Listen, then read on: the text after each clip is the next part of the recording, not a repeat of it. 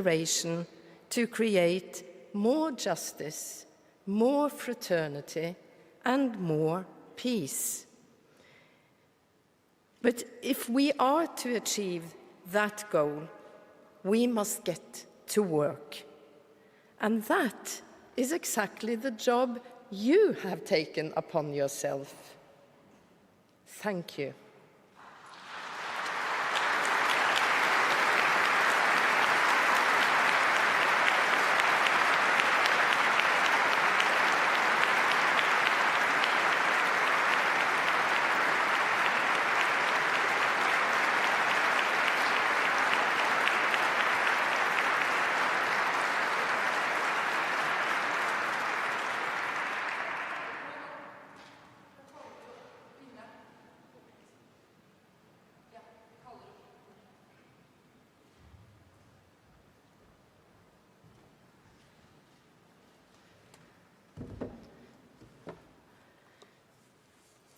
Mr. Prime Minister, I got lost in words.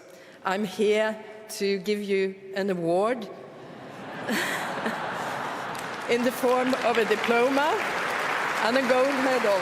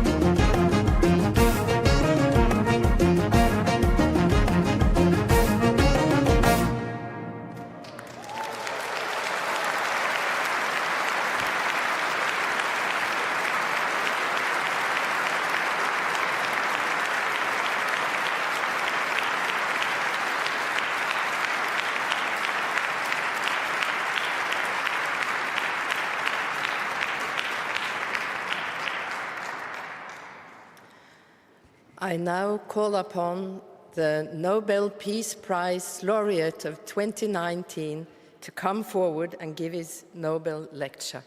Prime Minister.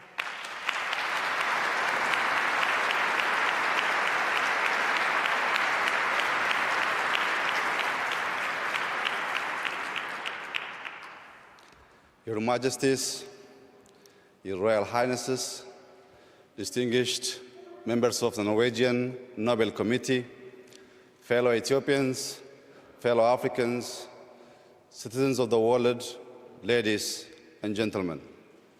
I am honored to be here with you today and grateful to the Norwegian Nobel Committee for recognizing and encouraging my contribution to a peaceful resolution of the border dispute between Ethiopia and Eritrea. I accept this award on behalf of Ethiopians and Eritreans, especially those who made the ultimate sacrifice in the cause of peace.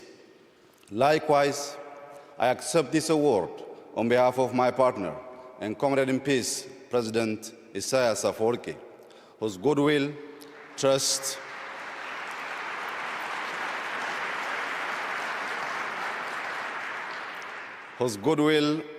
and commitment were vital in ending the two-decade deadlock between our countries. I also accept this award on behalf of Africans and citizens of the world for whom the dream of peace has often turned into a nightmare of war. Today, I stand here in front of you talking about peace because of faith. I crawled my way to peace through the dusty trenches of war years ago. I was a young soldier when war broke out between Ethiopia and Eritrea. I witnessed firsthand the ugliness of war in frontline battles. There are those who have never seen war but glorify and romanticize it. They have not seen the fear. They have not seen the fatigue. They have not seen the destruction or heartbreak, nor have they felt the mournful impotence of war after the carnage. War is the epitome of hell for all involved. I know because I have been there and back. I have seen brothers slaughtering brothers on the battlefield. I have seen older men, women, and children trembling in terror under the deadly shower of bullets and artillery shells. You see, I was not only a combatant in war, I was also a witness to its cruelty and what it can do to people.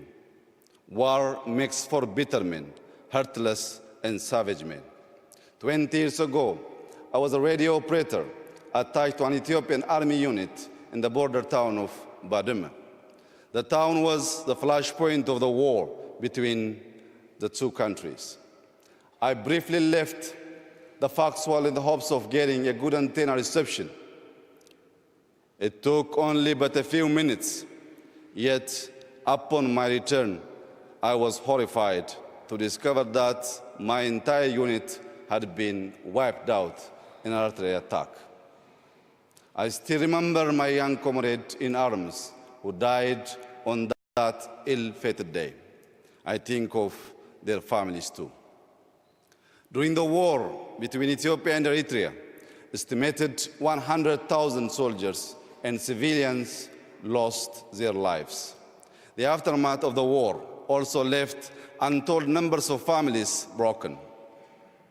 It also permanently shattered communities on both sides.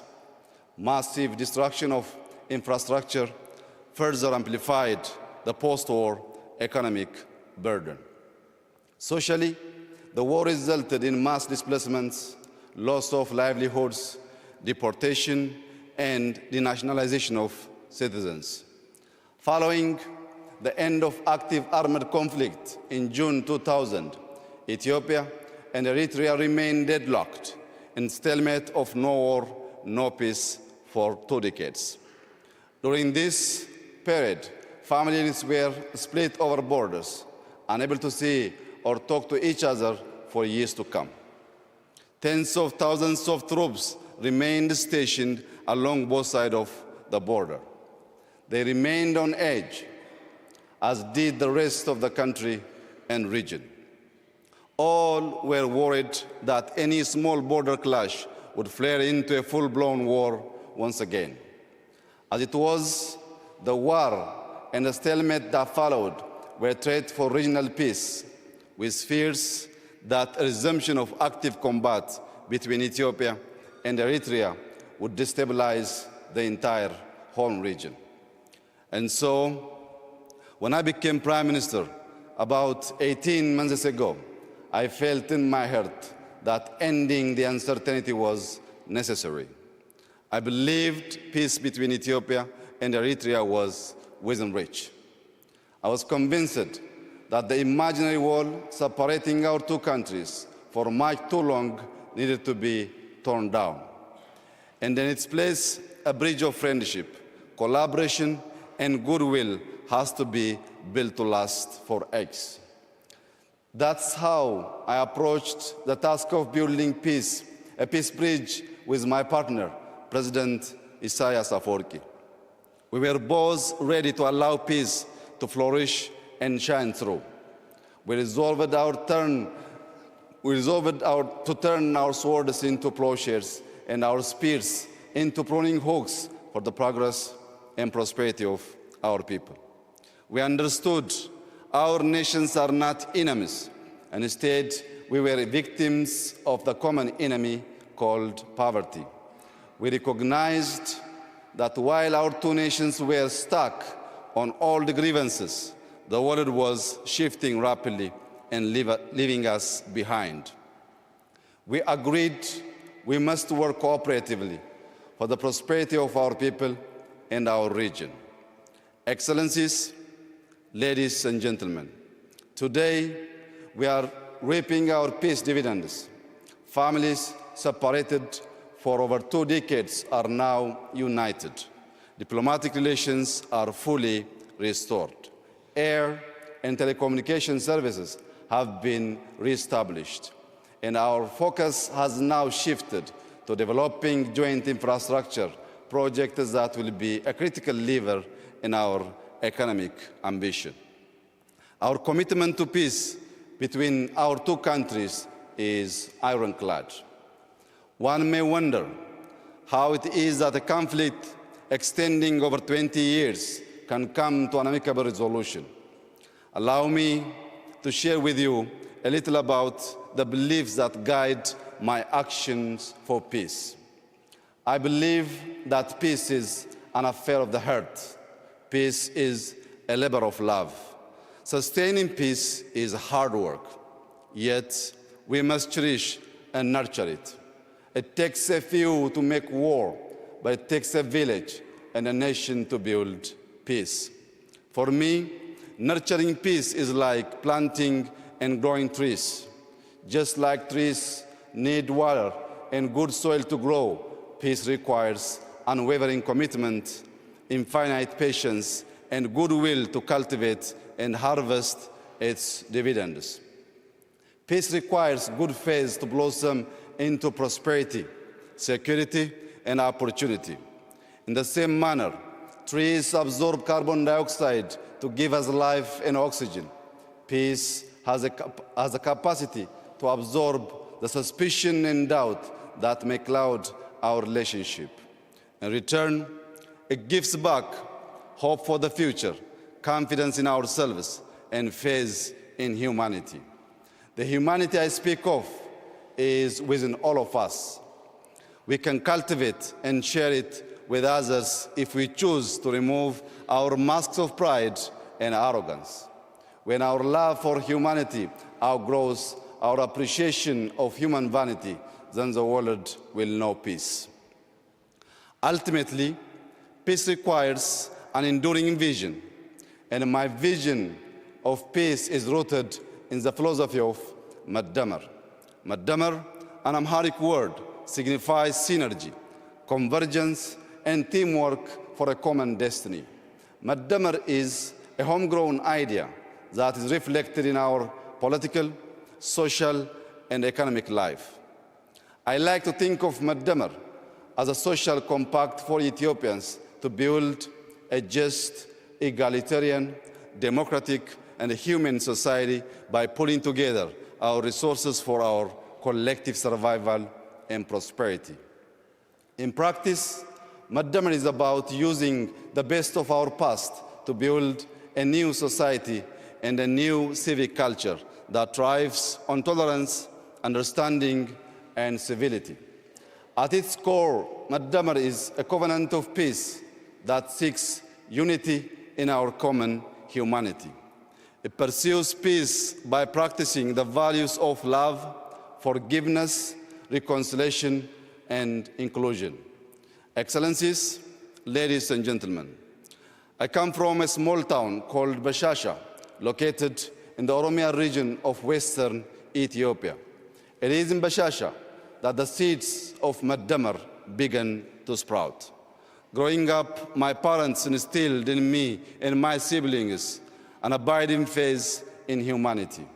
Madamar resonates with the proverb, I am my brother's keeper, I am my sister's keeper. In my little town, we had no running water, electricity, or paved roads, but we had a lot of love to light up our lives. We were each other's keepers.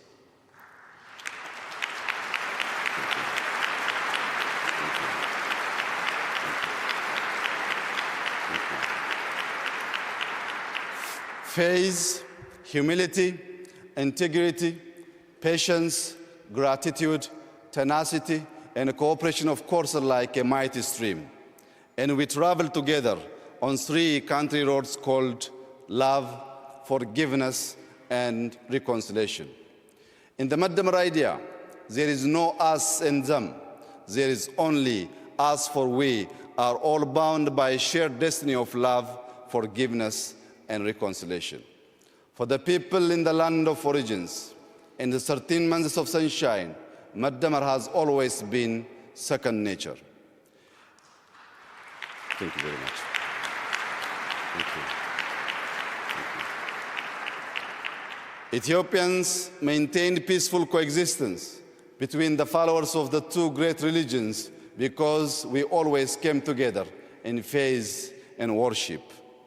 We, Ethiopians, remained independent for thousands of years because we came together to defend our homeland. The beauty of our Ethiopia is its extraordinary diversity. The inclusiveness of Madamar ensures no one is left behind in our big extended family.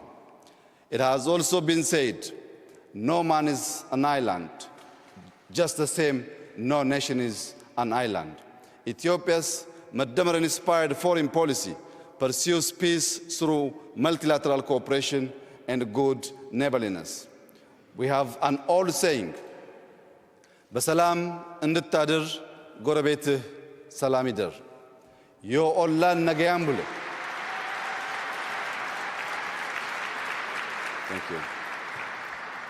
Yo ኦላን ነገያም ብሎ ነጋም ብለኒ. It is a saying. Thank you. It is a saying shared in many African languages, which means for you to have a peaceful night, your neighbor shall have a peaceful night as well. The sense of this proverb guides the strengthening of relations in the region. We now strive to live with our neighbors in peace and harmony. The Horn of Africa today is a region of strategic significance. The global military superpowers are expanding their military presences in the area. Terrorist and extremist groups also seek to establish a foothold. We don't want the Horn to be a battleground for superpowers, nor a hideout for the merchants of terror and brokers of despair and misery. We want the Horn of Africa to become a treasury of peace and progress. Indeed, we want the Horn of Africa to become the horn of plenty for the rest of the continent. Excellencies, ladies and gentlemen, as a global community, we must invest in peace. Over the past few months, Ethiopia has made historic investments in peace, the returns of which we will see in years to come. We have released all political prisoners. We have shut down detention facilities where torture and vile human rights abuses took place. Today, Ethiopia is highly regarded for press freedom. It is no more a jailer of journalists. Opposition leaders of all political stripes are free to engage in peaceful political activity. We are creating an Ethiopia that is second to none in its guarantee of freedoms of expression. We have laid, thank you, thank you, thank you, thank you very much, thank you. We have laid the groundwork for genuine multi-party democracy, and we will soon hold a free and a fair election. I truly believe peace is a way of life, war a form of death and destruction. Peacemakers must teach peacebreakers to choose the way of life. To that end, we must help build a world culture of peace. But before there is peace in the world, there must be peace in the heart and mind. Thank you.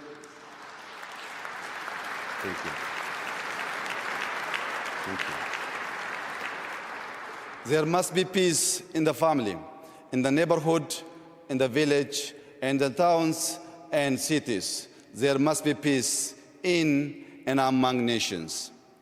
Excellencies, ladies and gentlemen, there is a big prize for enduring peace. A famous protest slogan that proclaims "No justice, no peace" calls to mind that peace thrives and bears fruit when planted in the soil of justice. The disregard for human rights has been the source of much strife and conflict in the world. The same holds in our continent, Africa. It is estimated that some 70% of Africa's population is under the age of 30. Our young men and women are crying out for social and economic justice. They demand equality of opportunity and an end to organized corruption.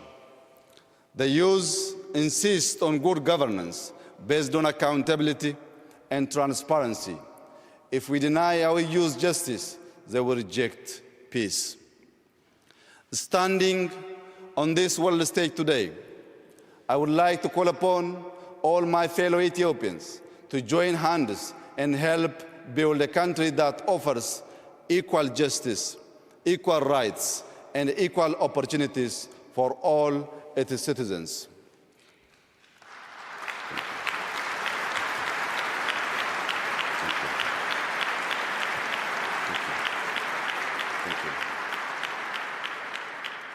I would like to specially express that we should avoid the paths of extremism and division powered by politics of exclusion. Our accord hangs in the balance of inclusive politics. The evangelists of hate and division are wreaking havoc in our society using social media. They are preaching the gospel of revenge and retribution on the airwaves.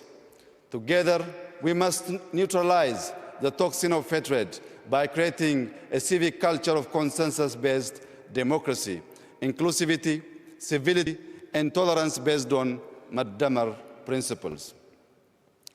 The art of building peace is a synergistic process to change hearts and minds, beliefs and attitudes that never cease. It is like the work of struggling farmers in my beloved Ethiopia. Each season, they prepare the soil, sow seeds, and control pests. They work the fields from dawn to dusk in good and bad weather. The seasons change, but their work never ends. In the end, they harvest the abundance of their fields. Before we can harvest peace dividends, we must plant seeds of love, forgiveness, and reconciliation in the hearts and minds of our citizens.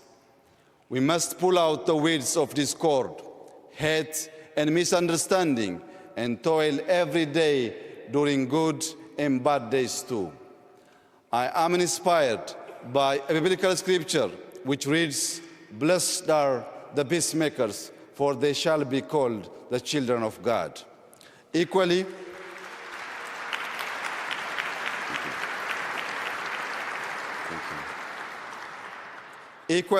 I am also inspired by Holy Quran verses which reads, "Humanity is but a single brotherhood, so make peace with your brethren."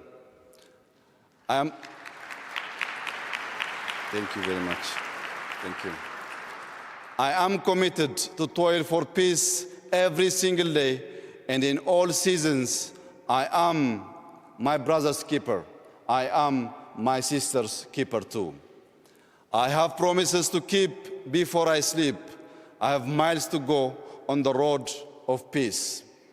As I conclude, I call upon the international community to join me and my fellow Ethiopians in our Maddamar-inspired efforts of building enduring peace and prosperity in the Horn of Africa. Salam ለሁላችን ነገኝ ሁንደ ኬኛ ፈተው. Peace shall be upon all of us. Thank you very much.